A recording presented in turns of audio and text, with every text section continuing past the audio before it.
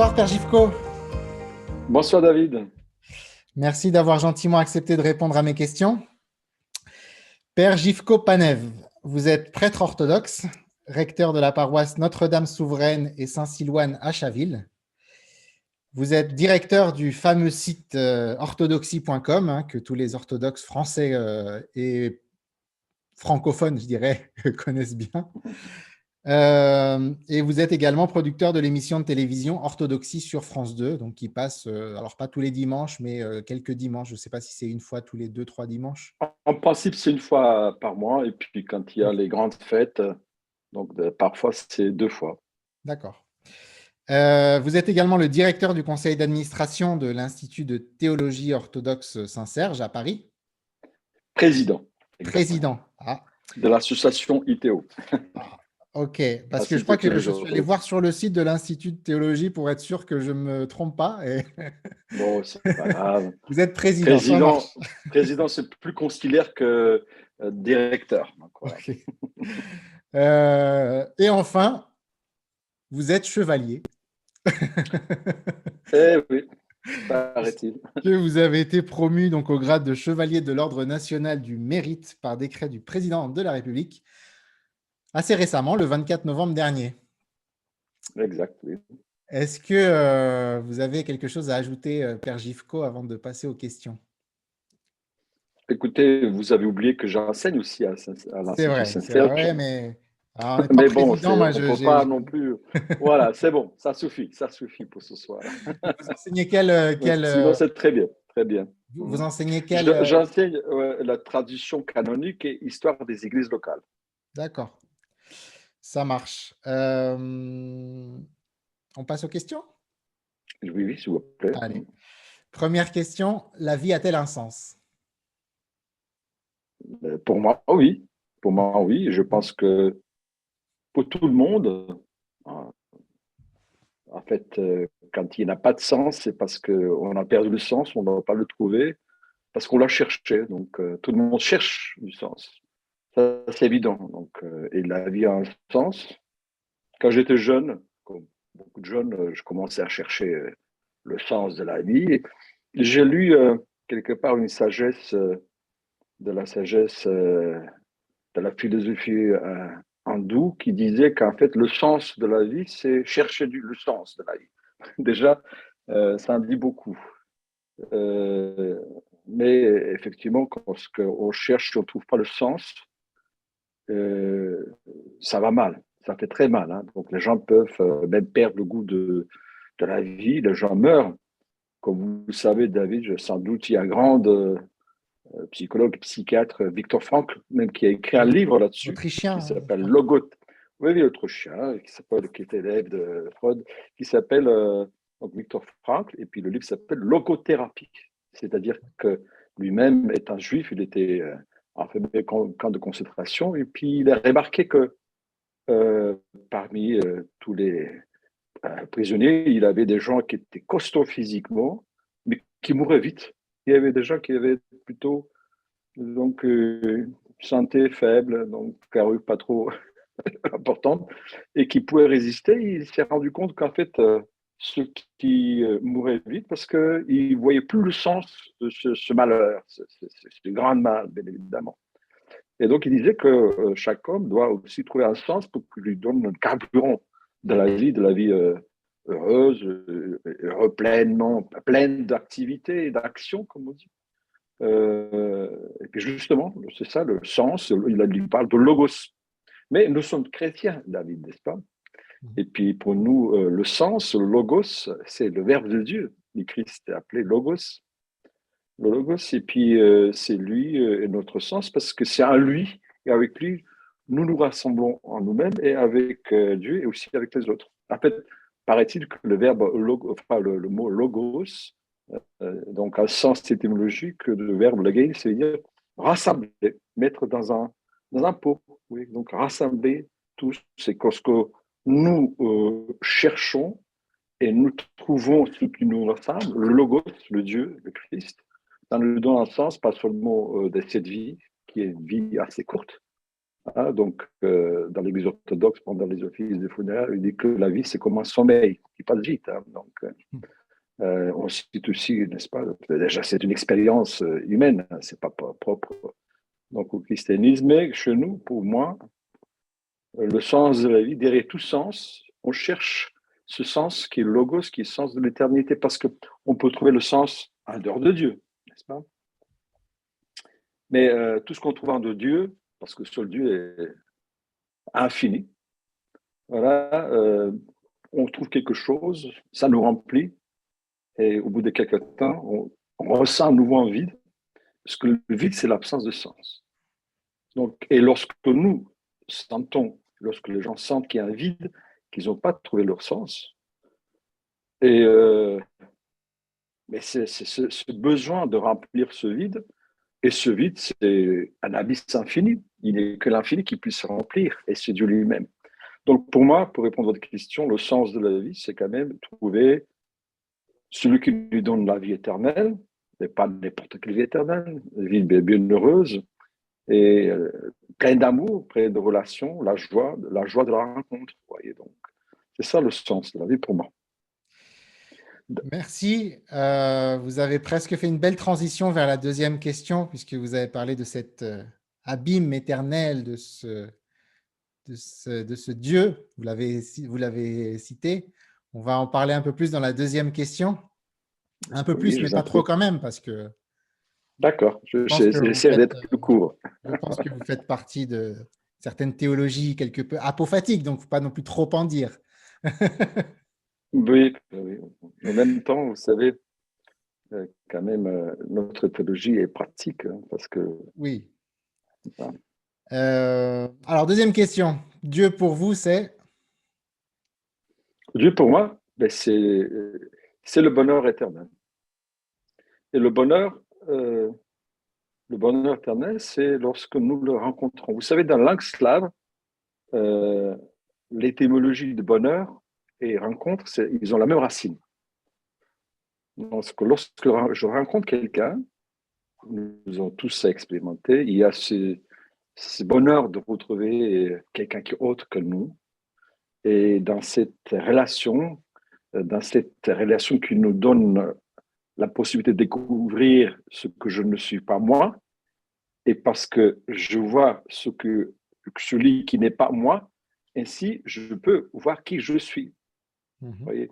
Et cette relation et le bonheur, mais c'est la relation aussi s'il y a une trame de l'éternité, une relation qui est donc qui se base, qui s'enracine dans l'éternité, et c'est cette rencontre avec Dieu, donc Dieu qui est le bonheur éternel. Et puis lorsque je rencontre Dieu, je le rencontre comme personne, et donc parce que pour nous les chrétiens, Dieu est Père, Fils et Saint-Esprit, il y a trois personnes, un seul Dieu dans cette rencontre avec notre Dieu, Père, Fils et Saint-Esprit, je trouve le bonheur éternel.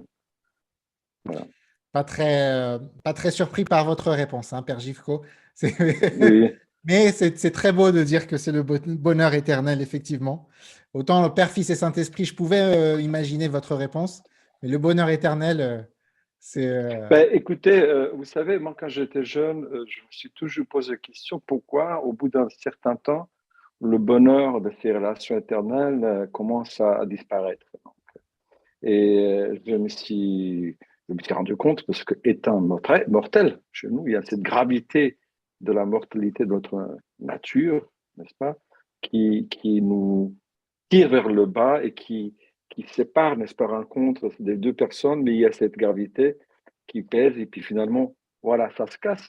À cause de ça, il faut qu'on pose nos relations dans cette trame éternelle, cette relation de l'éternité qui est Dieu lui-même. Merci beaucoup. Euh, on va passer à la troisième question. Oui. Après la mort, stop ou encore? Ah, ben, après le mort, c'est le vrai début. Voilà, mais ici, c'est la préparation. Ici se décide l'après-mort. Donc, pour moi, au moins, vous voyez. Et ben, je pense que pour tout le monde, parce que, vous savez, dans ma vie, j'ai rencontré des gens, enfin, des gens qui étaient proches de moi, qui étaient athées. D'accord? Et puis, quelqu'un qui était très malade, cancer, je lui demandais un mois avant sa mort, enfin, personne ne savait qu'il allait mourir, hein, s'il avait peur de la mort. Il m'a dit non, non, c'est normal, c'est naturel. Mais je l'ai vu quelques jours, enfin 2 semaines après ça, il s'est rendu compte qu'il allait mourir. Voilà. Et il a commencé littéralement à s'arracher les cheveux, disant c'est pas possible que ce soit tout. Ce n'est pas possible. Voilà, donc la mort comme néant, personne au fond l'accepte. Voilà, à cause de ça, je dis que c'est le début. Et, euh, et du coup, j'ai envie de vous poser la question, à quoi sert cette préparation? Mais justement, d'apprendre, comme je vous ai dit, d'aimer, d'être en relation. Donc, le sens de la vie, c'est d'apprendre à aimer. Et c'est très difficile d'aimer. Mhm. Parce que, comme je vous ai dit, je parle de moi, pour moi, il est très difficile d'aimer. Le Christ nous dit d'aimer des ennemis. Hein. Déjà, aimer les amis, parfois c'est assez difficile. Mais l'ennemi, vous savez, c'est celui qui menace votre existence. Pouvoir l'aimer, c'est vraiment, il faut dépasser la peur de la mort, qui est quelque chose de très profond. Même le Christ, David, vous vous rappelez, à un moment donné, il a commencé à prier, Dieu le Père, cette coupe le passe. Hein. Oui. Voilà, donc c'est ça la vie. Enfin, qu'est-ce qu'on doit faire ici? Apprendre à aimer. Mais c'est très difficile. Il y a la grâce qui puisse nous aider. Mais la grâce, sans notre volonté, ça ne marche pas. Ce n'est pas la magie. Vous avez expérimenté l'amour des ennemis, vous? Pas assez. J'essaie. Pas assez, j'essaie. J'essaie, mais parfois, voilà, il y avait quelque chose de semblable. Pas des gens qui voulaient me tuer ou ça dépend, mais qui ne voulaient pas, comme on dit, mon bonheur, entre guillemets, vous voyez, qui voulaient que pour lui. Parce que dans cette vie ici-bas, comme les ressources sont limitées, vous savez, est immortel et pas encore avoir dépassé la mortalité. Nous, les gens, on veut que le buffet soit qu'à nous. Et puis, voilà, donc, et puis, moi aussi, je suis pareil, plein de passion, plein de mortalité. Mais bon, ce qui me donne le sens et la force, c'est quand même de penser que finalement, c'est rien tout ça. Ce qui nous est important, c'est quand même l'éternité. Mais c'est difficile. Oui, oui, oui. Merci, on a passé les trois grosses questions. Les Oui. deux dernières sont plus légères. Quatrième question, Ouais. un personnage spirituel qui vous a marqué. Ah, quand j'étais jeune, j'allais souvent au Moatos, parce que j'habitais à l'époque à Skopje, la capitale de ce qu'on appelle aujourd'hui la Macédoine du Nord. Et en été, en tant qu'étudiant, j'allais au Moatos. Moatos, c'est une presqu'île hein, au nord de la Grèce, n'est-ce pas, où il y a 20 monastères.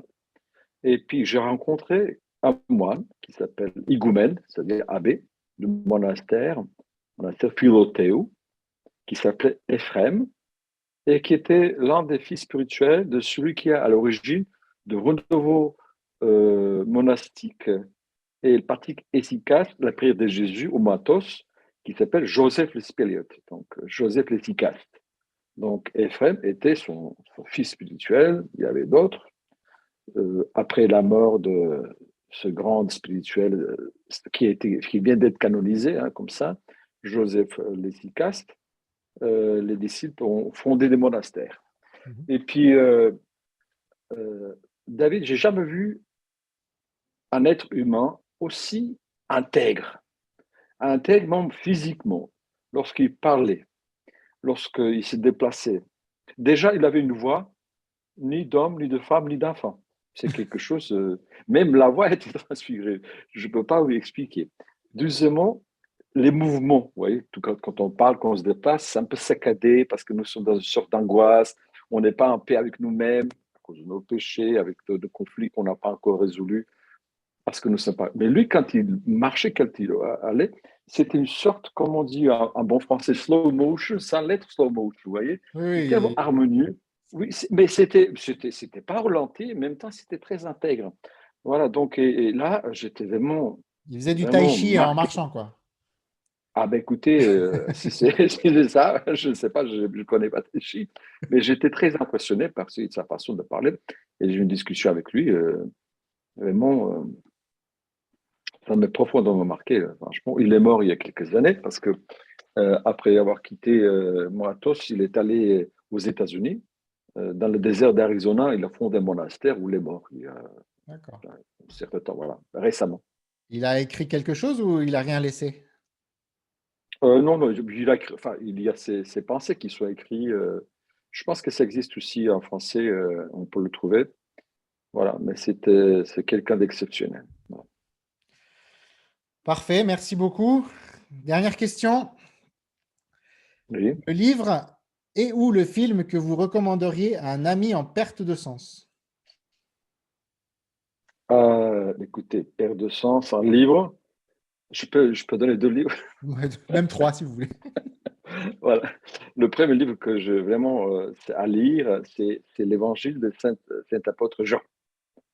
Donc c'est vraiment quelque chose. Le deuxième livre, ça peut les aider aussi. C'est justement le livre dont je vous ai parlé tout à l'heure, Logothérapie. Parce que vraiment c'est quelqu'un exceptionnel, cet homme, Victor Frankl. C'est un juif, donc il n'est pas chrétien, mais je pense qu'il a compris la chose. Ouais. Et puis, on se retrouve facilement, hein, donc, parce qu'ils ont cette notion de relation personnelle et trouver dedans un sens. Ok. Un film ou pas de film? Oh, j'ai pas de film, Pas de franchement. film. C'est dur, Non. hein, les films, hein, chez les orthodoxes. Il y a- Oh, ouais, bah, il y a un très bon film qui s'appelle L'île Oui, oui, de le Pavel film. Loth. C'est le seul film Voilà, orthodoxe. Ouais, il y en a un autre qui va bientôt sortir, je crois. le seul film qu'on connaît ici. Il y a pas mal de films orthodoxes. Vous savez, tous les ans, il y a des festivals de films orthodoxes en Russie, en Ukraine. En tout cas, tous les orthodoxes, ou presque tous les orthodoxes que j'ai interrogés jusqu'à présent, ils me donnaient des films japonais. Donc, Ah bon? oui. D'accord. Voilà, je suis pas un grand spécialiste de films orthodoxes. Merci infiniment, Père Gifko, pour ces Merci à vous, belles réponses. David. Merci beaucoup. Et je dis aux auditeurs à très bientôt. La semaine prochaine, ça sera un autre orthodoxe, mais qui n'est pas chrétien, qui est juif. Donc, Très bien. ça sera Gabriel Agaï la semaine prochaine. Voilà. Merci infiniment, Père Gifko, et au plaisir. Merci, David. À bientôt.